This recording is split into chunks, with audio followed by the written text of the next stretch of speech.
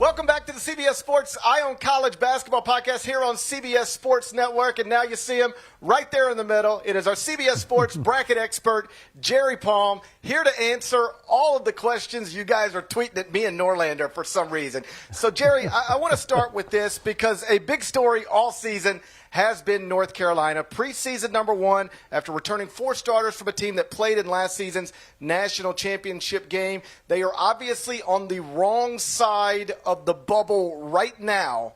Is there an at-large path to the NCAA tournament for North Carolina? If they make the ACC tournament title game under the best of circumstances, is that enough to get them there?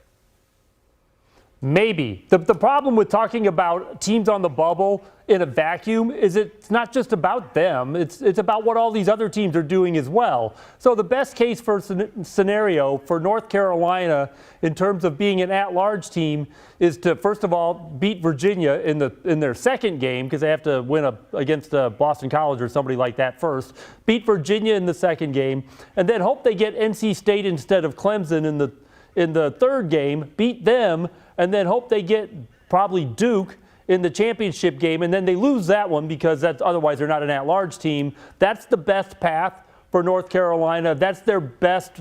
That's the best that they could do for their resume, and then we'll see if that's good enough. It might be good enough, but it's going to depend on what some other teams do.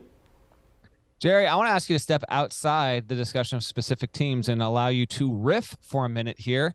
You've done this for ages.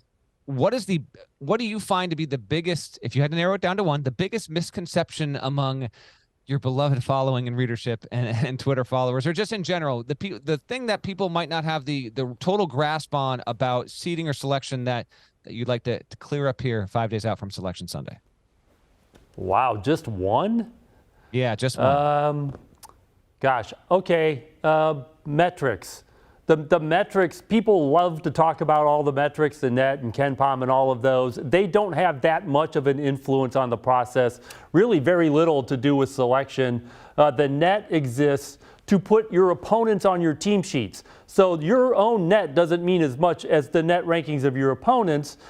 They might take a look at some of the metrics when it comes to seeding, but when it comes to selection, if all you have is metrics, you have nothing. Jerry, right now you have UCLA projected as a 2 seed. I gather UCLA coach Mick Cronin, otherwise known as the greatest coach in UCLA men's basketball history, is very upset with you and every other so-called bracketologist in the world. Can you explain to Mick and anybody else watching why you prefer Purdue as a 1 over UCLA in this moment? It's because I love John Wooden. And I don't see Mick as the greatest coach in UCLA history yet. No, it has nothing to do with that. How dare you? It's really about the resume. You know, UCLA's resume is soft compared to, especially in the quality win department and the strength of schedule department, with most of the teams they're chasing. Now, Houston is the exception. And now Houston is one of those teams the committee looks at and really likes and thinks that they're better than their strength of schedule, better than their overall resume, better than just the quality wins they have, that they're just a better team. And they could very well feel that way about UCLA, too. They did not on February 18th, but they hadn't beaten Arizona yet at that point. So we'll have to see. I think that there's a case, but it's more of a subjective case than a resume case for UCLA to be a number 1 seed. And then, you know, you've got Alabama, Houston, Kansas up there. And, you know, to me, Kansas needs to be the overall number 1. I know the committee gave us Alabama a few weeks ago, but Kansas really should be the overall number 1. And the teams that UCLA are chasing are actually Houston and Purdue. Jerry, by the way, I want to thank Jerry Palm right here on the air. He said my Timmy read was 20 minutes. So I appreciate that, Jerry, so very much. When you look at the teams, as you've been doing this and updating it daily, which resume kind of sticks out to you, 1 or 2, that just is the most intriguing? It can be the most that's going in different directions or contradictory. I know there is no shortage of those resumes on an annual basis. Maybe there's even more this year, but which 1 or 2 right now kind of sticks out to you? And it could be a bubble team, or it could be a team that you think is going to be 1, 2, 3, 4, or 5 seed. I'm just wondering what program might stick out to you right now. Yeah, the weird ones tend to be near the bottom of the bracket. And the weirdest one this year is Wisconsin. which is you take away their 5 quad 1 wins or quad 4 wins on their home court, they're actually below 500 on their home floor against quads 1 through 3. They have 6 losses at home against that group of teams. But they've got, I think, 7. They're 7-7 or 8-7 after they beat Minnesota, maybe, on the road. And that's just, where do you come up with teams that they can't win home games? If they flip 2 of those games, Wisconsin is comfortably in the field. But their metrics are bad because, Ken Pom and Sagarin in the net are heavily influenced by scoring margin. It's actually net efficiency, just a different way of measuring scoring margin.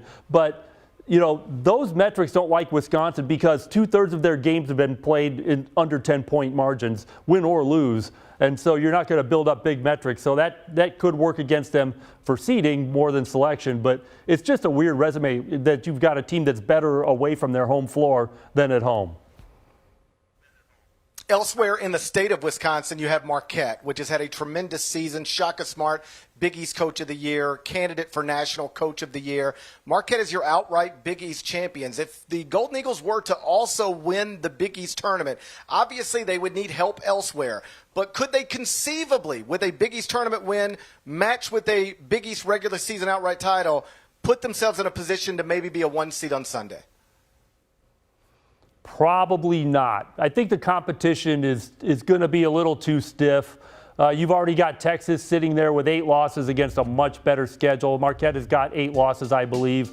Purdue beat Marquette in the regular season, so they lose out on a head-to-head there. I don't know that enough things can happen for Marquette to climb all the way to 4, even with a Big East championship. But what a tremendous season for Marquette, and Shaka Smart and that team deserves all the awards that come their way because they've really been terrific.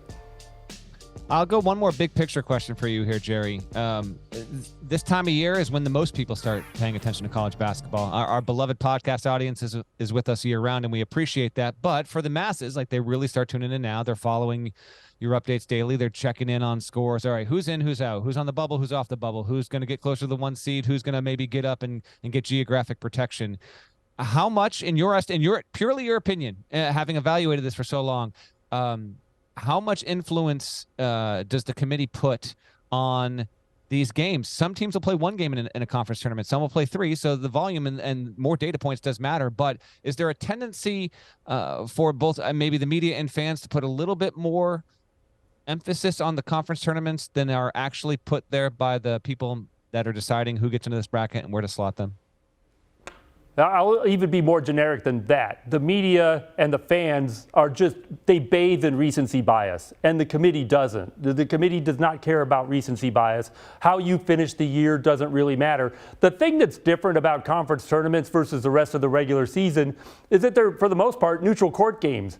So for teams on the bubble or teams trying to improve their seed, you have a chance perhaps to pick up quality wins away from home. And the best thing that you can do for your tournament resume is to beat quality teams away from home. So these games don't carry any more importance necessarily than games you played in November, but you do have a chance to pick up some pretty decent wins and improve your resume because you're not playing on home courts. One more thing before we get you out of here. There is I don't know if it's a prevailing thought, but it's certainly a thought. Might just be my thought. I'll share it with you. That the title games that are played on Sunday, unless they create an automatic qualifier that wouldn't already be in the field, that the outcomes of those games don't impact seeding very much at all. As a bracket expert, do you subscribe to that theory that Sunday championship games don't mean as much as Friday or Saturday championship games? Well, it's going to vary year to year and game to game, but, the committee creates a ton of contingent brackets for I think there are 5 games on Sunday, 4 or 5 games. So they've got brackets for almost every contingency, almost every result that could happen. They've got a bracket for it. So they must mean something, or they wouldn't bother creating all of these brackets. I think last year they had 8 brackets that were contingent brackets based on results for games that could happen on Saturday or Sunday. So yes, those games do matter, and they usually impact seeding. They could obviously also impact selection depending on who's playing. But a bubble team playing on Sunday, that could be a really important game. That is the great Jerry Palm, who says that Sunday championship games do matter and that you can read a Matt Norlander story in 20 minutes.